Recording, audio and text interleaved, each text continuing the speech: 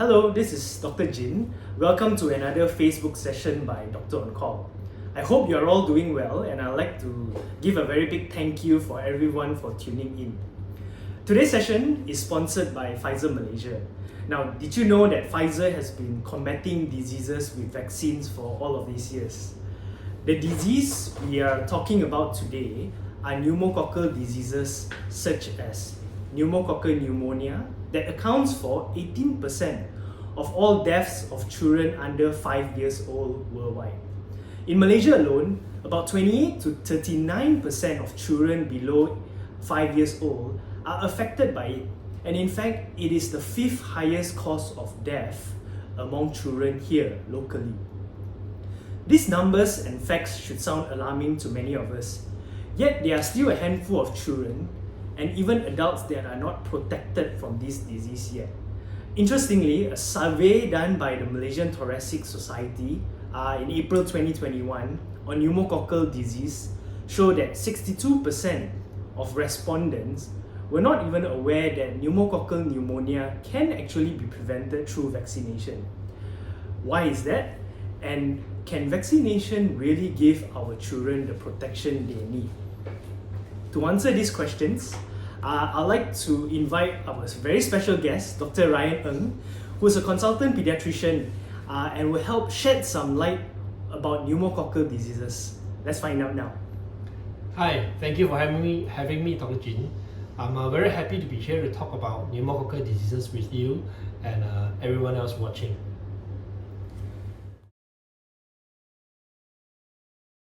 Let's start by understanding the cause of pneumococcal diseases, a bacteria called Streptococcus pneumonia. And it's actually a normal bacterial flora in our body, correct? That's right, Dr. Jin. Streptococcus pneumonia can be found in the upper respiratory tract, mainly in the nasopharynx. It is transmitted through respiratory droplets from people with pneumococcal diseases, or more commonly, in healthy individuals who carry this organism in the nasopharynx. I see. Now, how was Streptococcus pneumonia first discovered? It was first discovered by Louis Pasteur in 1881 from the saliva of a patient who has rabies.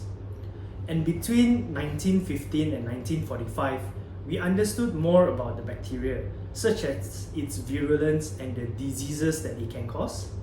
Yes, understanding the need to protect people from this disease, scientists began developing vaccines against it as early as 1911. We have come a long way since then in our battle against this disease, but the fight is just far from over. Now, having heard that, Dr. Ryan, what are some of the important facts you think our viewers should know about pneumococcal diseases? Okay, one of the key facts about pneumococcal diseases is that anyone can get pneumococcal diseases. What increases the chances are two factors: age and certain medical conditions. So the first factor is age. According to CDC, Centers for Disease Control and Prevention, children at increased risk of pneumococcal diseases includes those who are younger than 2 years old. In your experience, how was it like dealing with these children that were infected with pneumococcal diseases? Trust me, you don't want to be involved in one of these cases. They can get really severe disease and very poor outcome. Sometimes they can even end up in ICU, requiring dialysis or even ventilator supports. Yeah, I can imagine how much of a challenge it can be to manage children, especially when they are very ill and requiring additional respiratory support. It is indeed quite a challenging experience, even for doctors who are experienced and things like that. Yeah. So as far as we can, we really don't want them to get to this stage or even get the infection at all. Exactly. So we want to prevent it before it even happens. Exactly. Yeah. So now that this somehow implies to the audience that maybe only children can get pneumococcal diseases, that adults are safe, I wish to correct you all now. Adults too can get pneumococcal diseases. Oh yes, adults can get pneumococcal diseases too. Exactly. And the risk is higher if you have a chronic heart, lung, kidney or liver disease, diabetes, cancer, damaged spleen, or even CSF leak. Or those who are taking medications that weakens the immune system also puts you at increased risk of getting pneumococcal diseases. Okay, would you mind sharing with our audience what are some of the health implications that follow a pneumococcal infection? What happens to them? Alright, at different parts of the body, the infections can be named accordingly. For example, if it infects the lung, which is called pneumonia, that's a disease that may have heard before, right? Many have heard before. So if the bacteria infects the brain or the spinal cord tissues or the covering, which is called the meningitis. Yeah, and I'm sure meningitis can be very severe and serious, right? Yes, can be very serious, Dr. Jin. About 1 in 12 children or 1 in 6 older adults who get pneumococcal meningitis can die of the infection.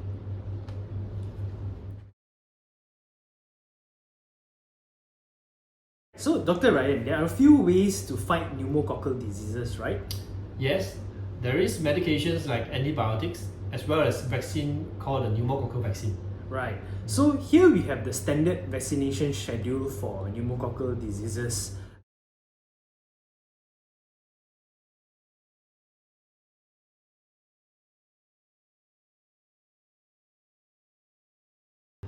This is the recommended schedule. Yes, but not all babies will take the vaccine at the same time. It is always best to discuss with your doctor to know what's best vaccination schedule for your child. The best person to advise you will definitely be your child's pediatrician, so do consult them if you have questions. Indeed. Now, what about co-administering pneumococcal vaccines with other vaccines? Will it interfere or say have a reaction to other vaccines? There's little to worry about that, Dr. Jin.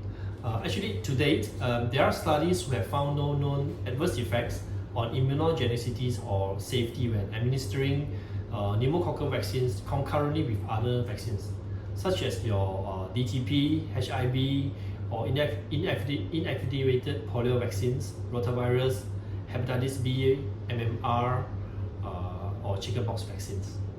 So I can assure you that the scientific community is doing more studies as we speak. However, as mentioned before, your child's pediatrician will know best, so do consult them if you really have questions. So it's good to know that there's a vaccination against pneumococcal diseases. To ensure all children in Malaysia are protected against pneumococcal diseases, Dr. On Call and Pfizer introduced an easy payment vaccination program called ASK4VACCINE. That's a really interesting initiative. Let's talk about it a little bit more. Yes, so ASK4VACCINE is a program that allows parents to get their child vaccinated easily by supporting them through easy installments, free of interest. Wow. Yeah, the cost seems quite large when you look at it as a whole. So allowing parents to pay easily through a gradual payment scheme would immensely helpful. So I understand that the program also allows parents to book appointments online. That is correct. So in cases where parents are working and they can't easily get the day off, this is a good option. In fact, if some parents are worried to step into the doctor's office to get their child vaccinated, they can even get it done at the comfort of their homes. With Dr. On Call's initiative called Peds at Home, where the pediatrician will visit your home to vaccinate your child. So for everyone, if you want to know more about ASK4VACCINE and Peds at Home, as well as how to apply, we have placed the link in the comment section.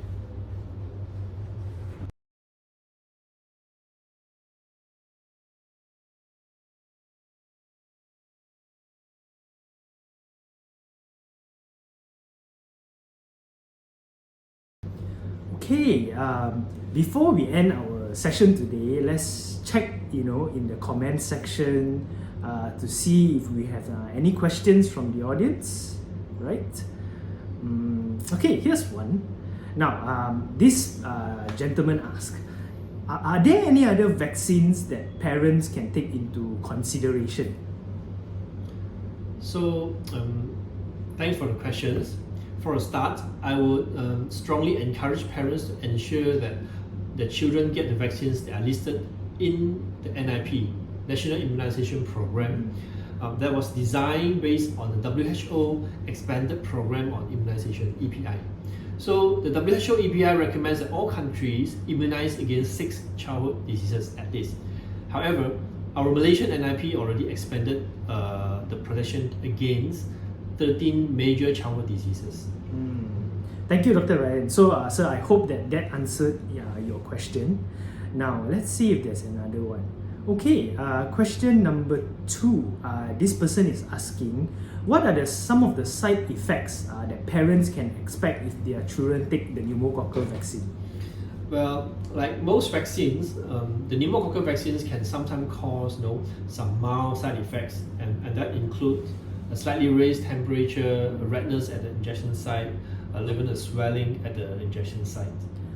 So I hope that answers the question. So it's pretty much similar, quite standard for most vaccination as well. Yes. Thank you so much, Dr. Ryan, for all the valuable information you shared with us today. My pleasure, Dr. Jin. I'm glad that I could actually do my part to help protect more children in Malaysia. That's really good to hear. Any final thoughts or advice that you would like to share to our audience today? Well, I would like to emphasize that vaccines can reduce your child's risk of infection, and that vaccines are a product of cumulative effort from the scientists and doctors of today as well as in the past. If you ever have any doubts about your vaccines, feel free to talk to us or any other doctors that you trust to find out more about it. Thank you, Dr. Ryan, for the advice. With that, we have come to the end of our show. If you enjoyed the show today, please click the like button and share this video with your loved ones. We really appreciate each and every one of you for tuning in to our program today. I'm Dr. Jin, and have a good day ahead.